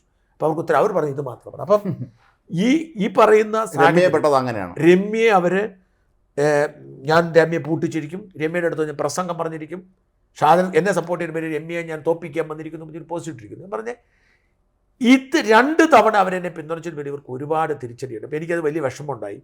ഞാൻ അതിൻ്റെ അത് വീണ്ടും അവരെ സഹായിക്കാൻ രംഗത്തിറങ്ങി. ഈ പറഞ്ഞ ഈ വ്യാജ പ്രചരണത്തിൽ വീണു പോകണ്ട എന്ന് കരുതിയാണ് ഞാൻ മനഃപൂർവ്വം അകലം പാലിച്ചത്. എൻ്റെ ഒരു ഫീഡ്ബാക്ക് കോൺഗ്രസ് നേതാക്കൾ, അവിടെ രമ്യയുമായി ബന്ധപ്പെട്ട് നിൽക്കുന്ന കോൺഗ്രസ് നേതാക്കൾ നൽകിയ ഫീഡ്ബാക്ക് നെഗറ്റീവായിരുന്നു. എന്നോട് ഒരു വളരെ സ്വാധീനമുള്ള കോൺഗ്രസ് നേതാവ് പറഞ്ഞത്, ആ സീറ്റ് പോയതാണ് ഷാജ, നോക്കണ്ടെന്നാണ് പറഞ്ഞു. പക്ഷേ ഇവർ തന്നെ പിന്നീട് തിരുത്തി പറഞ്ഞു. അവരൊറ്റയ്ക്ക് പൊരുതി. പാളയം പ്രദീപ് എന്ന് പറഞ്ഞാൽ അവിടുത്തെ ഒരു പ്രാദേശിക നേതാവുണ്ട്. അപ്പോൾ അയാൾ നല്ല ശക്തമായി നിൽപ്പുണ്ട്, ചങ്കുറപ്പോടെ നിൽപ്പുണ്ട്. അയാളുടെ നേതൃത്വത്തിലാണ് നടന്നത്. അവിടെ VT ബലറാമിന് ഇൻചാർജ് കൊടുത്തിട്ട് 1 തവണ 2 തവണ പോയിട്ടില്ല. അപ്പം അത്ര പോയിട്ടുള്ളൂ. മാത്യു കൊഴുനാടിനെ പ്രസംഗിക്കാൻ വിളിച്ചിട്ടില്ല. ഞാൻ ചോദിച്ചു, എന്താണ്? ഞാൻ ഈ പ്രദീപിനെ വിളിച്ചു. പ്രദീപ് എന്താ വിളിക്കായിരുന്നേ? വിളിക്കേണ്ടത് ആരാ? ചുമതലക്കാരല്ലേ? അവർ വിളിക്കുന്നില്ല. സ്ഥാനാർത്ഥിയല്ലല്ലോ വിളിക്കേണ്ടത്. മാത്യു കൊഴുനാട് ഞാൻ ചോദിച്ചു, നിങ്ങളെന്താ പോകായിരുന്നത്? എന്നെ ക്ഷണിച്ചില്ല. എന്നെ എല്ലായിടത്തും ക്ഷണിച്ചു കൊടുക്കുന്നു, അവരെന്നെ ക്ഷണിച്ചില്ല. ആരെ ക്ഷണിക്കേണ്ടത്? സംഘാടകർ. രാഹുൽ ഗാന്ധിയോ പ്രിയങ്ക ഗാന്ധിയോ എന്തിനാ രേവന്ത് റെഡ്ഡിയോ പോലും അവിടെ വന്നിട്ടില്ല. സച്ചിൻ പൈലറ്റിനെ ഇവിടെ എന്തോ അവസാന നിമിഷം കൊണ്ടുപോയിട്ടു. അതിനകത്ത് വലിയ കാര്യമൊന്നുമില്ല. BJP ആവട്ടെ മോദി എത്തി. അപ്പോൾ ഈ വല്ലാത്ത ഒരു അവഗണന പാർട്ടിക്കാർക്കിടയിൽ രമ്യ നേരിട്ടു. പക്ഷേ എനിക്ക് തോന്നുന്ന ഈ മുസ്ലിം പേടി കൊണ്ടായിരിക്കും ഒരു പക്ഷേ നമ്മളെ സപ്പോർട്ട് ചെയ്തുകൊണ്ടാവുക. പക്ഷേ ഒറ്റയ്ക്ക് അവർ ഫൈറ്റ് ചെയ്തു. അവരുടെ നിലപാട് സത്യസന്ധമാണെന്ന് ആളുകൾക്ക് മനസ്സിലായി. അവർക്ക് ഒരു വലിയ ഹൈപ്പ് ഉണ്ടാക്കാൻ കഴിഞ്ഞിട്ട് മാത്രമല്ല, രാധാകൃഷ്ണന് ഒരു താല്പര്യമില്ല മത്സരം. അത് നേരത്തെ തന്നെ രാഷ്ട്രീയ ഉപേക്ഷ മട്ടിൽ ഒരാളാണ്. അയാളെ പിടിച്ചുകൊണ്ട് മന്ത്രിയാക്കി. അയാൾക്ക് അവിടെ ഡൽഹി പോകുന്ന ഒരു താല്പര്യമില്ല. രാധാകൃഷ്ണൻ ഒരു ഓളം കാണിക്കുന്നില്ല. നല്ലവനാണ്, മാന്യനാണെങ്കിൽ രാധാകൃഷ്ണൻ ഒരു ഓളം കാണിക്കുന്നില്ല. മാത്രമല്ല ഒരു മന്ത്രിയായിരിക്കുന്ന രാധാകൃഷ്ണൻ ഇപ്പം മത്സരിച്ചിട്ട് എം പി ആയിട്ട് കൊണ്ട് പോകുന്നതിനോട് ആ നാട്ടിൽ, പ്രത്യേകിച്ചും രാധാകൃഷ്ണൻ്റെ നാട്ടുകാരില്ലേ ചേലക്കര അവിടെ മണ്ഡലത്തിൽപ്പെട്ടതാണ്, അവരെ സംബന്ധിച്ചിടത്തോളം അവർക്ക് താല്പര്യം രാധാകൃഷ്ണൻ തോക്കും, മന്ത്രി നഷ്ടപ്പെട്ടില്ല, അവർക്കൊരു മന്ത്രി നഷ്ടപ്പെടും. വെറുതെ ഒരു പണിയില്ലാതെ അവിടെ പോയി ചെവിയിൽ കോലിട്ടുകൊണ്ടിരിക്കുന്ന ഒരു എം പി അവർക്ക് വേണ്ട. അപ്പോൾ അതുകൊണ്ട് ചേലക്കരക്കാർ രാധാകൃഷ്ണനെ ഇഷ്ടപ്പെടുന്നവർ രാധാകൃഷ്ണൻ വോട്ട് ചെയ്യുന്നില്ല. രമ്യക്കാവും. പിന്നെ ആകെ രമ്യ നേരിടുന്നൊരു അപകടം എന്ന് പറയുന്നത് അവിടെ സരസ്വ ടീച്ചർ അല്ലേ, പ്രൊഫസർ സരസ്വ, അവര് ഇച്ചിരി മോദിയൊക്കെ ഇടപെടുകയൊക്കെ ഇച്ചിരി നേരിട്ട് അവർ സ്ഥാനാർത്ഥിയാക്കി എന്നുള്ള രീതിയിലൊക്കെയാണ് അങ്ങനെ ക്യാമ്പയിൻ ഉള്ളത്. അപ്പോൾ അതുകൊണ്ട് ആലത്തൂരും ജയിക്കും എന്ന് തന്നെയാണ് എൻ്റെ ഒരു നിഗമനം. അടുത്ത പറഞ്ഞങ്ങൾ അടുത്ത സ്ഥലത്തേക്ക് പോകും. തൃശ്ശൂർ യഥാർത്ഥത്തിൽ തൃശ്ശൂര് 3 പേരിൽ ആരെ എന്നുള്ളൊരു പ്രശ്നമായിരുന്നു ആദ്യം മുതൽ. നമ്മൾ കഴിഞ്ഞ ചർച്ച ചെയ്യുമ്പോൾ എല്ലാ വിഷയമാണ് 3 പേരായിരുന്നു. അവസാനം മുരളീധരനും ഇയാൾ മുമ്പിൽ കയറി. പക്ഷേ സുരേഷ് ഗോപി ഇപ്പം ശരിക്കും മുമ്പിൽ കയറി. അതായത് ഈ പൂരത്തിൻ്റെ വിഷയം കഴിഞ്ഞു ഇപ്പം അതിലൊരു സംശയം ഇപ്പോഴും ബാക്കി കിടക്കുള്ളൂ. ഒരു പക്ഷേങ്കിൽ പൂരം മോദിയുടെ ഒരു മോദി പിണറായി ഒരു ധാരണയായി കൂടാഴിയൊന്നുമില്ല. അല്ലെങ്കിലും ഒരിക്കലും ആ പൂരം ഇത്രയും കുളമാക്കത്തില്ല. 3500 പോലീസുകാരെ നിയോഗിച്ചത് തന്നെ തെറ്റ്. അതെ, ഈ സർക്കാർ കൈയൊഴിയുന്നതിൻ്റെ അകത്ത് സർക്കാർ അതിനകത്ത് കൈയൊഴിയുന്ന ഒരു കാര്യമില്ല. കാരണം എന്താണെന്നറിയാമോ, 3500 പോലീസുകാരെ നീക്കിയും ബാരിക്കേഡുകൾ കൊണ്ടിറക്കം ചെയ്ത് ആയിരക്കണക്കിന്. അപ്പോൾ ആളുകൾക്കറിയാം സംതിങ് റോങ്ങോ, ആരും അറിയത്തില്ലായിരുന്നു. അവിടെ ADG അജിത് കുമാർ അടക്കം IG DIG എല്ലാം ഉണ്ട്. അവിടെ മന്ത്രിയുണ്ട്, അവിടെ MLA മാരുണ്ട്, സ്ഥാനാർത്ഥിയുണ്ട്. അവരൊന്നും അറിഞ്ഞില്ലേ? രാത്രി കംപ്ലീറ്റ് കുളമാക്കി. ഇത് എനിക്ക് തോന്നുന്നത് വളരെ കൃത്യമായ അജിത് കുമാർ അവിടെ ഉണ്ടായിരുന്നു. അജിത് കുമാറാണ് ഇത്തരം നീക്കങ്ങളെല്ലാം നടത്തുന്നത്. ADGP അജിത് കുമാർ സർക്കാരിന് വേണ്ടി നിർദ്ദേശം കൊടുത്ത് മനഃപൂർവ്വം പ്രകോപനം സൃഷ്ടിച്ച് സുരേഷ് ഗോപിയെ അവിടെ രക്ഷകനെ ഇറക്കി എല്ലാ പ്രശ്നങ്ങളും പരിഹരിച്ച് ഒരു കൈയ്യടി നേടുന്നതെന്ന് എനിക്ക് തോന്നുന്നുണ്ട്. എന്തായാലും ആണെങ്കിലും ഇല്ലെങ്കിലും ഇവർ CPM പങ്കുണ്ടെങ്കിലും ഇല്ലെങ്കിലും ഈ പൂരം ക്രൈസിസ് കൈകാര്യം ചെയ്തത് അവിടുത്തെ ഹിന്ദു വിശ്വാസികൾക്കിടയിൽ മാത്രമല്ല, അവിടുത്തെ പൊതുസമൂഹത്തിനിടയിൽ സുരേഷ് ഗോപിയുടെ പൊതുവികാരമാണ്.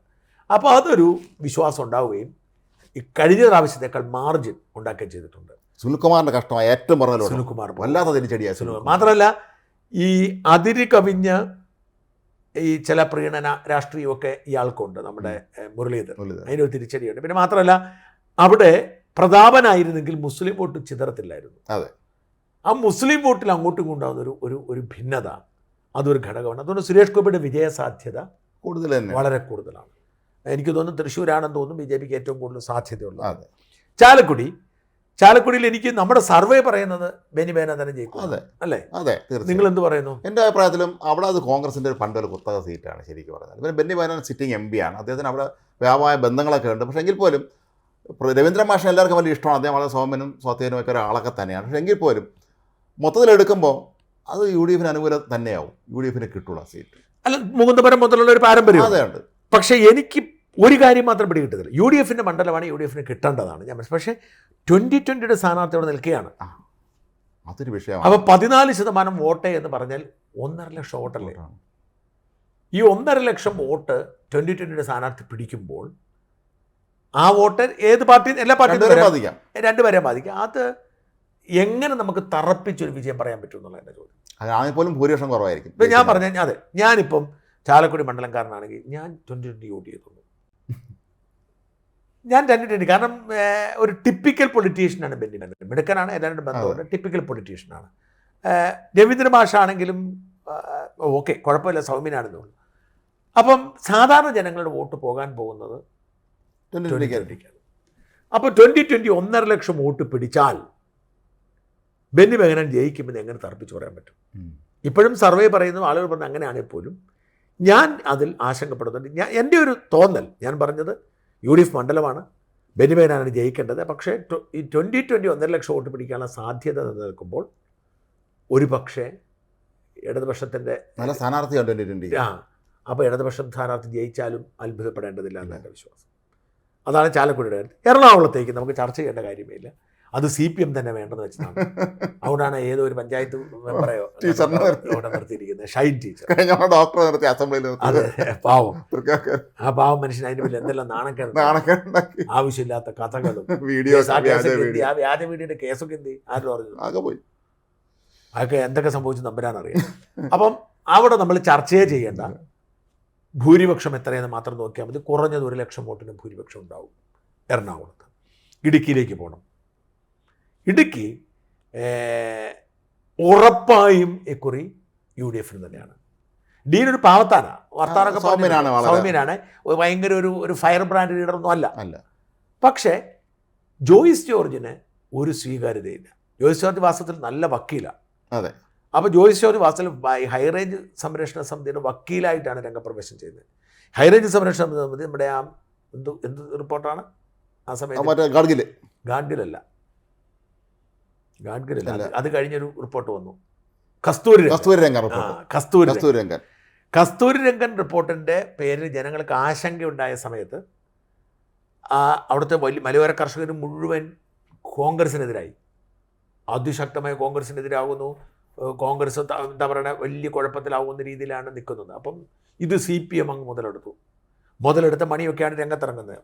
അങ്ങനെ CPM മുതലെടുത്തപ്പം CPMൻ്റെ സ്ഥാനാർത്ഥിയായിട്ട് ഈ ഹൈറേഞ്ച് സംരക്ഷണ സമിതി സഭയുടെ നേതാവായിരുന്ന ജോയ്സ് വരികയാണ്.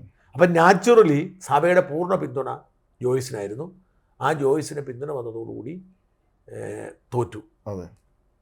8 നിലയിൽ പൊട്ടി. 2010 സീറ്റും കൊടുത്തില്ലായിരുന്നു. വീട്ടിക്ക് സീറ്റും കൊടുത്തില്ല. സീറ്റ് കൊടുത്താലും വീട്ടിൽ തോറ്റേനെ. അവർക്കതറിയായിരുന്നു. പകരമാണ് ഡീനിനെ മാറ്റി കൊടുത്ത് ഡീൻ തോറ്റു. അങ്ങനെ വന്നെങ്കിലും 2019 ആയപ്പോൾ അവർക്ക് വേണ്ടി കിട്ടിയത് CPMൻ്റെ തട്ടിപ്പാന്നും ഒരു കാര്യം മനസ്സിലായി. അതുപോലെ അവർ ഡീനിനെ വലിയ ഭൂരിപക്ഷത്തിൽ ജയിച്ചു, ജോയ്സ് തോറ്റു. അപ്പോൾ ഇക്കുറിയെങ്കിലും അവർ വേറൊരു സ്ഥാനാർത്ഥി നിർത്തും ഞാൻ കരുതിയിരുന്നു. പക്ഷേ അവർ വീണ്ടും ജോയ്സിനെ നിർത്തി. ജോയ്സ് ഞാൻ നേരത്തെ സൂചിപ്പിച്ചതുപോലെ തോമസ് ഐസക്കിനെ നിർത്തിയതുപോലെ അത്രയും വെറുക്കപ്പെടേണ്ട ആളൊന്നും തോമസ് ഐസക്കിനെ നിർത്തിയ പോലെ എളമരം കാര്യം നിർത്തിയപ്പോൾ തോക്കാൻ വേണ്ടിയുള്ള ഒരു സ്ഥാനാർത്ഥിയാണ്. അതവിടെ പിന്നെ NDA സ്ഥാനാർത്ഥി BDJSന്റെ വോട്ടൊന്നും പിടിക്കാനില്ല. സംഗീത വിശ്വനാഥ് വോട്ടൊന്നും പിടിക്കാൻ. അവർ തൃശ്ശൂർ സ്വദേശിനെയും കണ്ടാണോ? അവർ വനിതാ മതിലൊക്കെ കെട്ടിയെങ്കിൽ നടന്ന് അവരേതോ അമ്പലത്തിലൊക്കെ പോയി ആളുകൾ ഓടിച്ചെന്ന് പറഞ്ഞിട്ട് വിശ്വാസികൾ മതിൽ കെട്ടിട്ട് ഇങ്ങോട്ട് വരുന്ന ഓടിച്ചെന്ന് പറഞ്ഞിട്ട്. അപ്പം ഡീൻ സേഫാണ്. ഹൈബി സേഫാണ്, ഡീൻ സേഫാണ്. വളരെ ക്ലിയർ ആയിട്ടുള്ള സേഫാണ്. അതിനകത്ത് പ്രശ്നമില്ല. അതുകൊണ്ടാണ് നമ്മൾ അതിലേക്ക് വന്നിട്ട് നമ്മൾ നേരെ കോട്ടയം എനിക്കിപ്പോൾ കോട്ടയത്തിൻ്റെ കാര്യത്തിൽ വളരെ കൗതുകമുണ്ട്. കാരണം കേരള കോൺഗ്രസ് ഡീറ്റില്ലമാണ്. അപ്പോൾ നമ്മൾ മനസ്സിലാക്കേണ്ട കാര്യം, കേരള കോൺഗ്രസ് ഒരുപാട് വിഭാഗങ്ങളുണ്ടെങ്കിലും ഇവർ നമ്മുടെ പത്തനംതിട്ടയിൽ നമ്മുടെ കൊട്ടാരക്കരയിലെ പിള്ള, ഇവിടെ തിരുവനന്തപുരത്തെ ഇവിടെ ഒരു വേറൊരു പിള്ള ഉണ്ടായിരുന്നല്ലോ, സുരേന്ദ്രൻ പിള്ള, അങ്ങനെ ഒരുപാട് പേര് കേരള കോൺഗ്രസ് ഉണ്ടെങ്കിലും ഏറ്റവും ശക്തമായ കേരള കോൺഗ്രസ് മാണിയുടെ കേരള കോൺഗ്രസ് ആണ്. മാണിയുടെ ബേസ് എന്ന് പറഞ്ഞാൽ കോട്ടയത്തും, ജോസഫിൻ്റെ തന്നെ രണ്ടാമത്തെ ശക്തം അത് ഇടുക്കിയിലാണ്. ഇടുക്കി മൊത്തം ഇടുക്കിയിൽ ജോസഫിനും കോട്ടയത്ത് മാണിക്കുമാണ്. അപ്പോൾ ഈ മാണിയെ ചവിട്ടിയാൽ സ്വാഭാവികമായും ഈ മാണിയുടെയിലിരുന്ന് മുഴുവൻ കിട്ടുമെന്ന് കരുതിയാണ് കോട്ടയത്തെ കോൺഗ്രസ്സുകാർ ജോസ് കെ മാണിയെ ചവിട്ടുന്നത്. അവർക്ക് ലോക്സഭാ സീറ്റ് വേണം, പല നിയമസഭാ സീറ്റുകൾ വേണം. പക്ഷെ അവരറിയാത്തൊരു സംഭവം ഉണ്ടായി.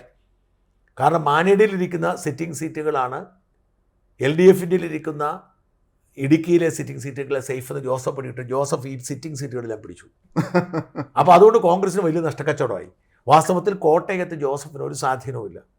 അതെ, കോട്ടയത്ത് ജോസഫ് അങ്ങനെയാണ് ഈ കോട്ടയം ലോക്സഭാ സീറ്റ് ഇപ്പം ജോസഫിന് കൊടുക്കേണ്ടി വന്നു. സത്യത്തിൽ ജോസഫിന് ഒരു ഉണ്ടോ എന്ന് ചോദിച്ചാൽ കടുത്തുരുത്തിൽ മോൻസിന് മാത്രം. അത് മോൻസിൻ്റെ വ്യക്തിപരമായ ബന്ധമാണ്. പിന്നെ നിൽക്കുന്ന കുറേ നേതാക്കന്മാരുണ്ട്. അത് മാണിയിൽ നിന്ന് ഓടിച്ചാടി കയറിയ ഒരുപാട് പേരുണ്ട്. ഇതൊന്നും വോട്ട് ബാങ്കല്ല. ഈ ഒരു ആത്മവിശ്വാസമാണ് കോട്ടയത്ത് ചാഴിക്കാടിനും ജോസ് കെ മാണിക്കുള്ളത്. ഇപ്പം ഞാൻ ഇവരോടൊക്കെ സംസാരിക്കാറുണ്ട്.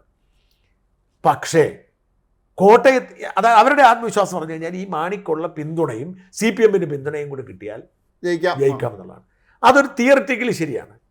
പക്ഷെ ഒറ്റ ചോദ്യം ബാക്കിയാണ്. 2021 നിയമസഭാ തെരഞ്ഞെടുപ്പ് നടക്കുമ്പോൾ അങ്ങനെയെങ്കിൽ കോട്ടയം തൂത്തുവാരി എടുക്കണം. അതെ, 7 മണ്ഡലത്തിൽ 2 വൈക്കോ ഏറ്റുമാനൂർ മാത്രമേ LDFിന് കിട്ടിയുള്ളൂ. കടുത്തുരുത്തി പോയി, പിറവം പോയി, പാലാ പോയി, പുതുപ്പള്ളി പോയി, എല്ലാ മണ്ഡലം കോട്ടയം 5 മണ്ഡലങ്ങളും UDFിനാണ്. കേരളത്തിൽ ഏതെങ്കിലും ഒരു ലോക്സഭാ മണ്ഡലത്തിൽ ഭൂരിപക്ഷം UDFിനുണ്ടെങ്കിൽ അത് എറണാകുളം ഉണ്ടെന്ന് തോന്നുന്നു. എറണാകുളം, കോട്ടയം. അപ്പോൾ ഈ സീറ്റ് UDFിൻ്റെ മണ്ഡലമാണ്. അത് ജോസ് കെ മാണിയുടെ മണ്ഡലമോ ജോസ് കെ മാണിയുടെ വോട്ടോ അല്ലെങ്കിൽ കോൺഗ്രസിൻ്റെ വോട്ടോ, അത് UDFിൻ്റെ വോട്ടാണ്. അപ്പോൾ അതുകൊണ്ട് ഞാൻ മനസ്സിലാക്കി, എനിക്ക് വളരെ 2 സ്ഥാനാർത്ഥികളും എനിക്ക് വളരെ അടുപ്പമുള്ളവരാണ്. കേരള കോൺഗ്രസ് പൊളിറ്റിക്സോട് ഞാൻ അത്യാവശ്യം കണക്ട് ചെയ്തിരുന്ന ആളായുണ്ട്. എനിക്ക് ഫ്രാൻസിസ് ജോർജിനോട് അടുപ്പമുണ്ട്, ചാഴിക്കാരനോട് അടുപ്പമുണ്ട്. 2 പേരും നല്ല സ്ഥാനാർത്ഥികളാണ്, സൗമ്യന്മാരാണ്, വിദ്യാഭ്യാസമുള്ളവരാണ്, ബാങ്ക് ജീവനക്കാരാണ്. 2 പേരും വളരെ മാന്യമായി ഇടപെടുന്നുണ്ട്. പക്ഷേ ഈ ജയസാധ്യത ഫ്രാൻസിസ് ജോർജിന് തന്നെയാണ്. അത് ആ കോട്ടയത്തിന്റെ പൊളിറ്റിക്കൽ പശ്ചാത്തലത്തിലുള്ള BDJS എന്തെങ്കിലും സ്വാധീനം ചെലുത്താൻ കഴിയുമോ അവിടെ? അതായത് SNDP ശാഖകളിലെല്ലാം ഇൻഡാസ് പോയിട്ടുണ്ട്. നമ്മൾ മനസ്സിലാക്കുന്ന SNDPയുടെ ഒരു അധികാരം എന്ന് പറയുന്നത് തുഷാർ വെള്ളാപ്പള്ളിയിലാണ്. അപ്പം ഈ വെള്ളാപ്പള്ളിയുടെ മകന് മത്സരിക്കുമ്പോൾ SNDP ഔദ്യോഗികമായി തന്നെ വോട്ടിന് വേണം. അപ്പം ഈ കോട്ടയത്ത് തങ്കപ്പൻ എന്നൊക്കെ പറഞ്ഞൊരു SNDP നേതാവുണ്ട്. അപ്പോൾ ഈ കോട്ടയത്ത് SNDPക്ക് സ്വാധീനമുള്ള ഒരുപാട് പോക്കറ്റുകളുണ്ട്.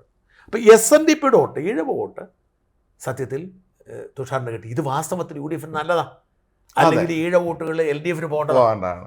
അപ്പം തുഷാർ അവിടെ മത്സരിക്കുന്നത് കൊണ്ട് തുഷാർ ന്യായമായ വോട്ട് പിടിക്കും. കഴിഞ്ഞ തവണ പി തോമസ് പിടിച്ചിട്ടും പിടിക്കുമെന്ന് എനിക്കറിയില്ല. 82 നിയമസഭാ ഇലക്ഷന് N ശ്രീനിവാസൻ SRP സ്ഥാനാർത്ഥിയായിട്ട് UDF അവിടെ ജയിച്ചിട്ടുണ്ടായിരുന്നു. 82 SNDPക്ക് ഗ്രിപ്പുള്ള ഒരു ഹൈറേഞ്ച് യൂണിയനും കോട്ടയം യൂണിയനും ഒക്കെ അവിടെ എല്ലാം, റാന്നി യൂണിയൻ, എരുമേലി യൂണിയൻ, അവിടെ ഒരുപാട് യൂണിയനുണ്ട്. SNDPക്ക് കൊല്ലവും തിരുവനന്തപുരം പോലെ തന്നെ ഏറ്റവും സ്വാധീനമുള്ള സ്ഥലങ്ങളാണ് ഈ മലയോര പ്രദേശം. ഈ മലയോര പ്രദേശങ്ങൾ ധാരാളം SNDP, പാലം, മീനച്ചിൽ യൂണിയൻ, ഒരുപാട് യൂണിയനുണ്ട് SNDP. അപ്പം കഴിഞ്ഞ തവണ PC തോമസ് മത്സരിക്കുമ്പോൾ UDFന്റെ വോട്ടായിരുന്നു PC തോമസ് പിടിച്ചത്, LDF NDAക്ക് വേണ്ടി. പക്ഷേ ഇക്കുറി തുഷാർ വെള്ളാപ്പള്ളി മത്സരിക്കുമ്പോൾ LDFന്റെ വോട്ടാണ് പിടിക്കുന്നത്. ആ ഒരു വ്യത്യാസമുണ്ട്.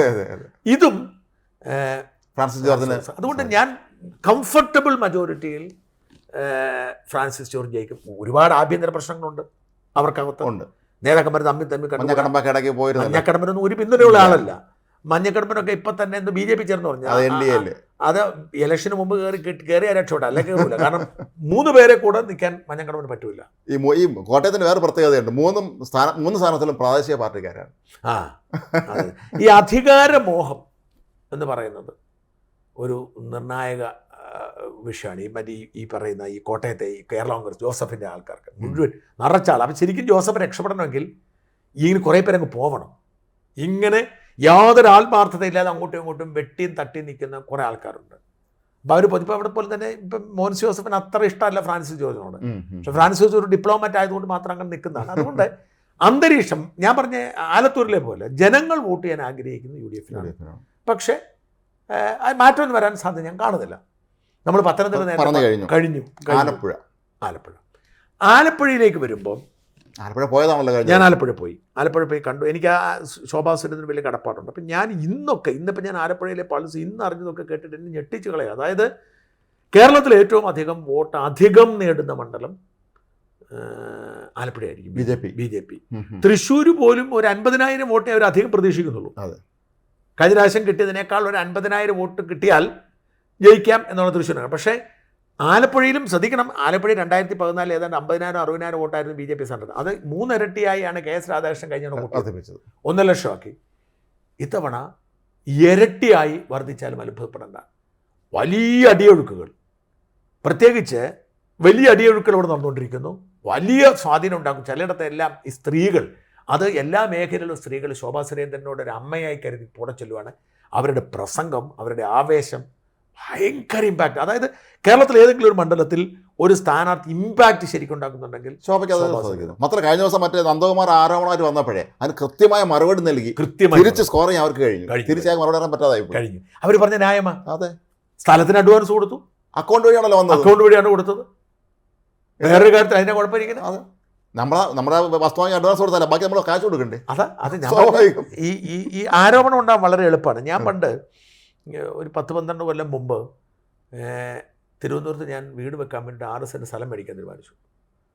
അപ്പോൾ 6 സെൻറ്റ് സ്ഥലം മേടിക്കാൻ തീരുമാനിച്ചു കഴിഞ്ഞപ്പം എനിക്ക് ലോൺ എടുക്കാൻ വേണ്ടിയിട്ട് ഞാൻ കയറി ഇറങ്ങി നടക്കുവാണ്. അപ്പോൾ എനിക്ക് എൻ്റെ കോട്ടയത്തൊരു ഒരു പ്രോപ്പർട്ടി ഉണ്ടായിരുന്നു. ആ പ്രോപ്പർട്ടി ഈട് വെച്ച് ലോൺ തരാമെന്ന് ബാങ്ക് എന്നോട് പറഞ്ഞിരുന്നു, SBT. പക്ഷേ കറക്റ്റ് സമയമായപ്പോൾ ഇതിന് 30 വർഷത്തെ മുന്നാധാരം വേണം.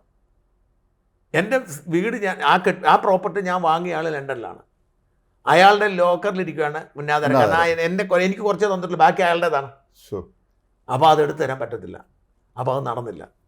അപ്പം അങ്ങനെ ഇരിക്കെ ഒരു സിനിമാ നിർമ്മാതാവ് എനിക്ക് പരിചയമുള്ള നമ്മുടെ ജോബി ജോർജ് എന്നെ വിളിക്കുന്നു. മറ്റൊരു കാര്യത്തോട് വിളിച്ചതാണ്. വിളിച്ചപ്പോൾ ഞാൻ പറഞ്ഞു, ജോബി പിന്നെ വിളിക്കൂ, ഞാൻ ബാങ്കിൽ, അന്ന് ഞാൻ ജില്ലാ സഹകരണ ബാങ്കിൽ നിന്ന് ലോൺ കിട്ടുമെന്ന് അറിയാൻ വേണ്ടി KJ തോമസിനെ വിളിച്ച് പറഞ്ഞിട്ട്,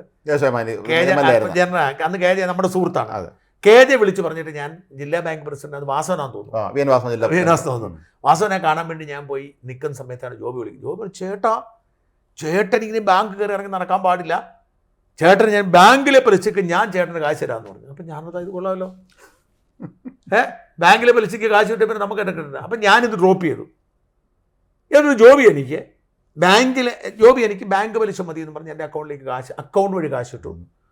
എഗ്രിമെൻ്റ് എഴുതി ഞാൻ എൻ്റെ കോട്ടയത്തെ പ്രോപ്പർട്ടി അങ്ങേർക്ക് ഈട് വെച്ചിട്ട് ഞാൻ ബാങ്ക് വഴി കാശ് മേടിച്ചു. അപ്പം എൻ്റെ രേഖയുണ്ടല്ലോ.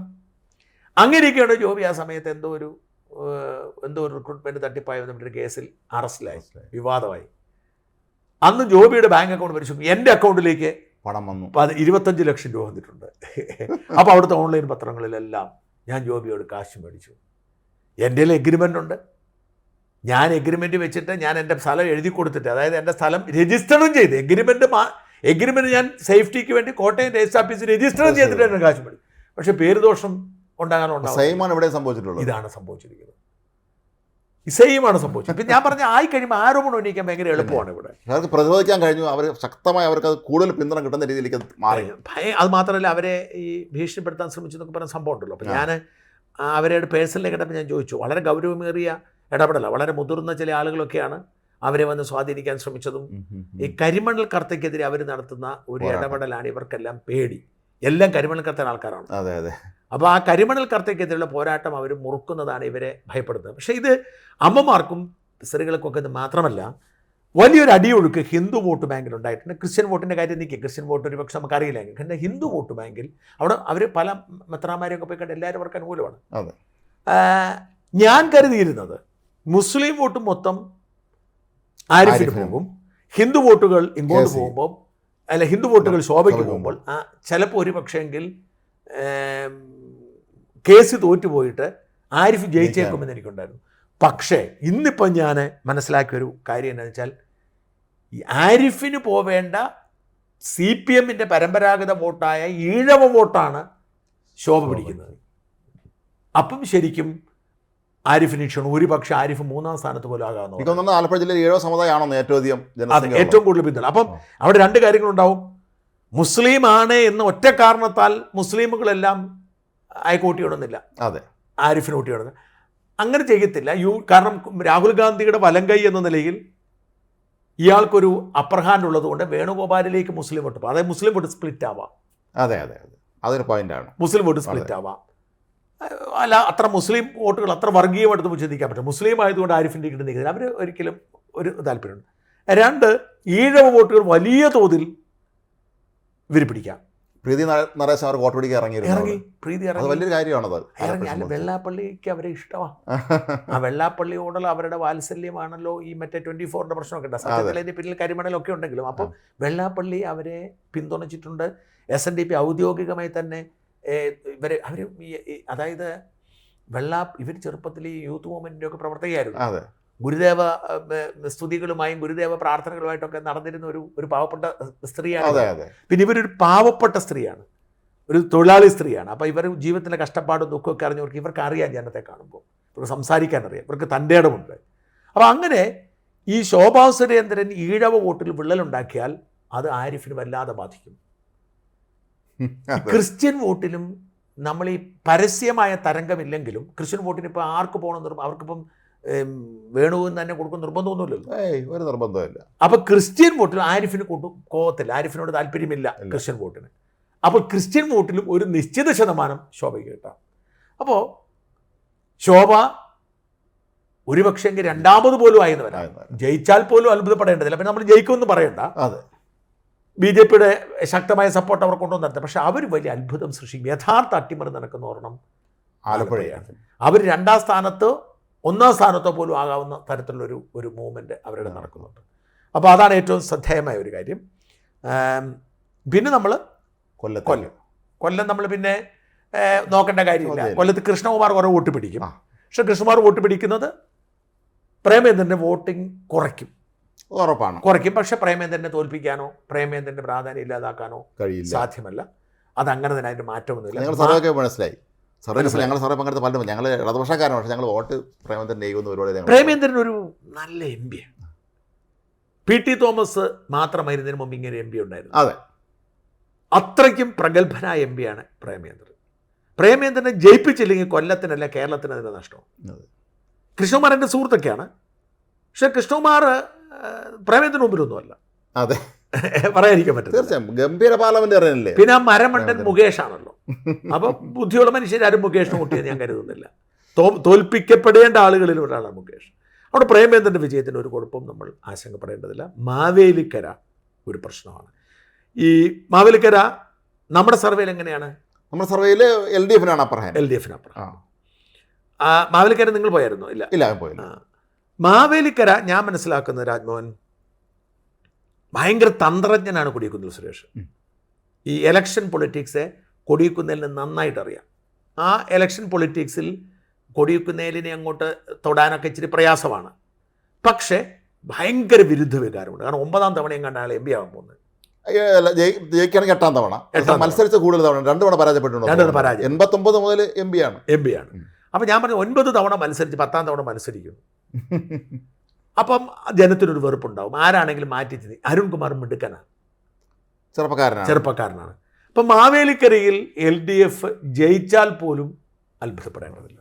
ആ ഒരു സിറ്റുവേഷൻ അങ്ങനെ തന്നെയാണ് ഞാൻ വിശ്വസിക്കുന്നത്.